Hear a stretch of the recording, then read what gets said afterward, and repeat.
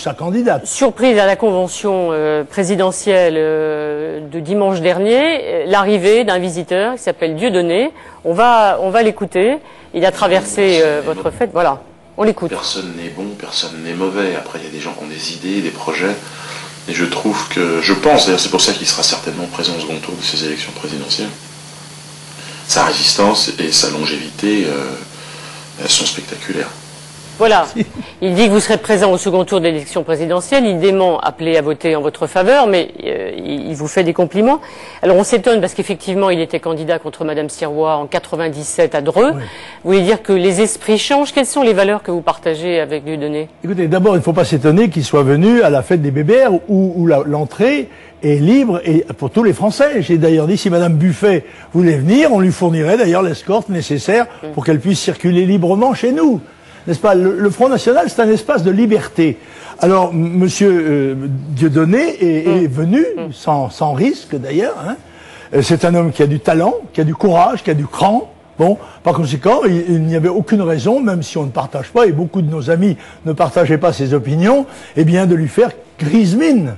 Peut-être certains l'ont fait, mais je crois que la plupart des gens qui étaient là ont respecté le fait qu'il soit venu de son propre chef. C'est l'esprit de conciliation que vous manifestez là aujourd'hui? Comme dit votre fille, c'est l'esprit de conciliation que vous voulez manifester? Toute ma vie, je me suis efforcé de rassembler des gens venant quelquefois d'horizons extrêmement différents. On n'a pas bien compris jusqu'à présent, personne n'a compris ça. Hein. Que leur loyauté, leur patriotisme, leur courage. Et vous savez, au stade où est notre pays, au stade de danger dans lequel nous sommes, je crois que tous les Français doivent et peuvent se rassembler pour peu qu'ils aient en eux l'amour de la patrie et le désir de la servir. Merci Monsieur Le Pen. Vous allez retrouver François Bayrou. Je l'ai dit ce soir, c'est aussi une soirée électorale au Parti Socialiste. On doit retrouver Jeff Wittenberg. Jeff, vous êtes toujours devant la porte du Parti Socialiste? C'est ça? Oui, Arlette, bonsoir. Oui, je suis effectivement devant la porte du Parti Socialiste où nous ne sommes autorisés à rentrer qu'à partir de 23h30. Quelques privilégiés, eux, ont le droit d'y être à partir de 22h. Ce sont les représentants des 3 candidats qui, à partir de 22h, au moment où les bureaux de vote vont fermer, eh bien, vont s'enfermer dans un bureau pour compiler tous les résultats qui vont arriver des 4000 bureaux de vote répartis dans toute la France. Officiellement, on ne doit rien savoir avant minuit, voire 1h du matin. Je dis bien officiellement car au cours de cette soirée, il semblerait peut-être que les choses évoluent et que les amis de Ségolène Royal nous font savoir, nous laissent entendre que le résultat pourrait être ce soir très net en faveur donc de la candidate et que donc peut-être on saurait qu'il n'y aura pas de deuxième tour et que Madame Royal est élue dès ce soir, peut-être un petit peu plus tôt dans la soirée. Il faut rester extrêmement prudent. Ce sont les amis de Madame Royal qui le disent, qui sont très optimistes. Jack Lang, par exemple, tout à l'heure, qui rentre ici au PS rue de Solferino, nous disait que son instinct ne le trompait pas en général et qu'il sentait pour ce soir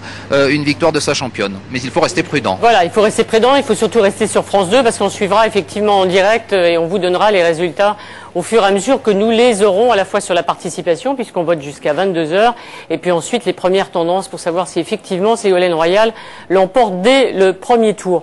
François Bayrou, Jean-Marie Le Pen, je reviens à vous.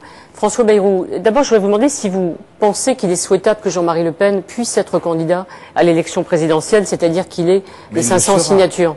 Il le sera.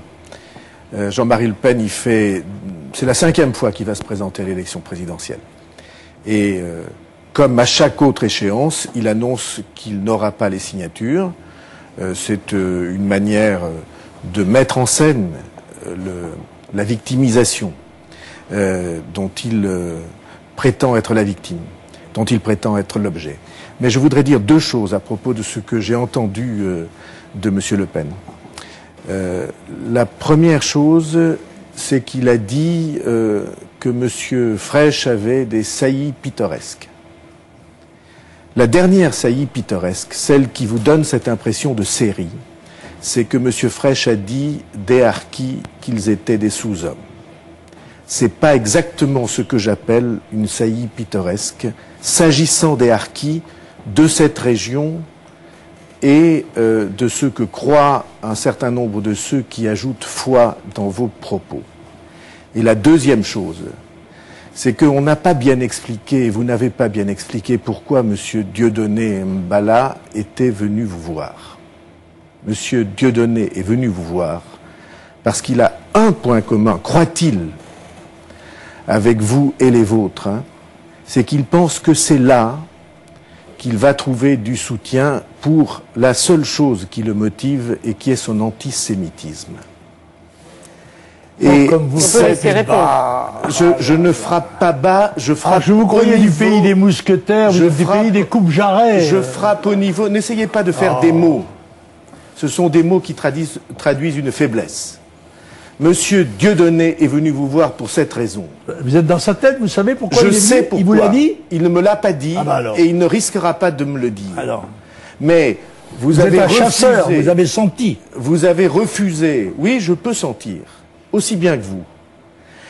Vous avez refusé de dire que M. Frêche avait prononcé des propos inacceptables. Bon, attendez, je vais parler. Si vous me laissez parler. Répondez. D'abord, moi j'ai combattu avec les harkis.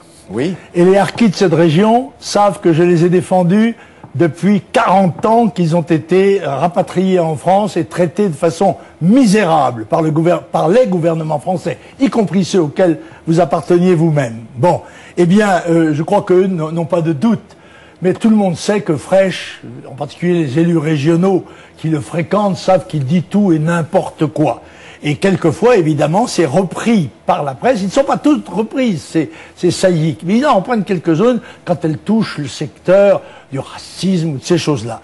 Je n'approuve, et je n'ai pas à approuver d'ailleurs, M. Frêche, qui est un élu socialiste. C'est au Parti socialiste de répondre de M. Frêche et à M. Frêche lui-même.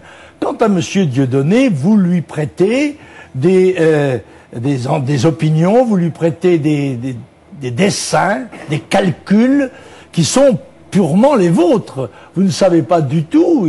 Il a peut-être venu vers moi par la sympathie de nos origines communes, parce que sa mère est bretonne et la mienne aussi. Vous voyez, c'est une bonne raison que M. Dieudonné, et puis en plus, il peut me trouver sympathique. Il y a des gens qui me trouvent sympathique, M. Béraud.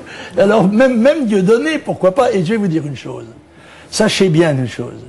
C'est que vous serez étonnés par le nombre de suffrages que j'obtiendrai dans les milieux immigrés. Je parle des milieux immigrés qui travaillent, ceux qui marquent leur adhésion à la France en s'insérant dans sa société, en respectant ses coutumes, en respectant ses mœurs, en respectant ses lois. Parmi ceux-là, croyez bien que j'aurai plus de voix que vous. Eh bien, on le verra. On le verra. Et on le comptera. On le comptera.